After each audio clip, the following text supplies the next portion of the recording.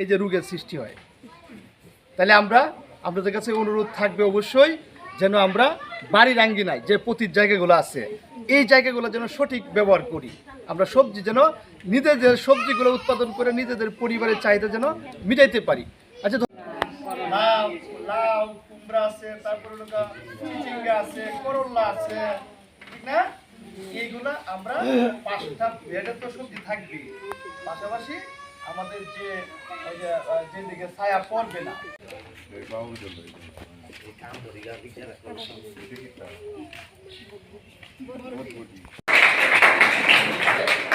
তাহলে বসে পড়ো না, মানে নাক ডাক দাঁড়ায় আর পরে বসে পড়ো। কুশাদার কর তুষিবা করতালি সবাই জিরো করে দিও একটু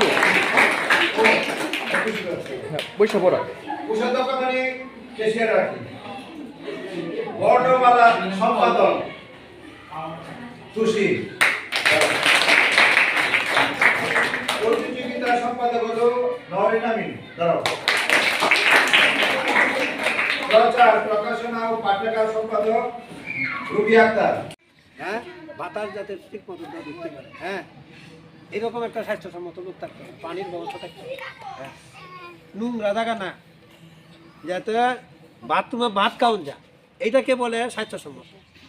হ্যাঁ, বাথরুমে ভাত খাইলে পরে গন্ধ নাই, তাতে বোঝা গেলো এটাই স্বাস্থ্যসম্মত। আর যেটা আমাদের গন্ধ হরে এইটার মধ্যে স্বাস্থ্যসম্মত হইলো কীভাবে? স্বাস্থ্যসম্মত না।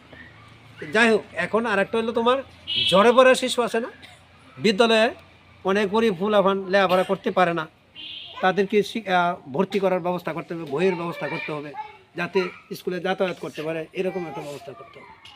হ্যাঁ, আরেকটা জিনিস আছে আমাদের, একটা হতদরিদ্র আছে না, আমরা একটি গাছ কাটলে কয়টি গাছ লাগাবো?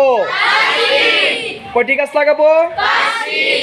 আমাদের সমাজে মাঝে কিছু অসামাজিক কাজ হয়, যৌতুক, বাল্য বিবাহ, নারী যৌতুক, এগুলা কি করবো আমরা?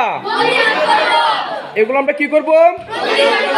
সবাই আমরা একমত আছি? সবাই তো আমরা হাত উঠে তো দেখি, সবাই আমরা হাত উঠে বলি যে আমরা দেশের রাষ্ট্রীয় কাজগুলো সব আমরা দায়বদ্ধতা থেকে সবাই আমরা পালন করবো নাকি? আমার যেটা পরামর্শ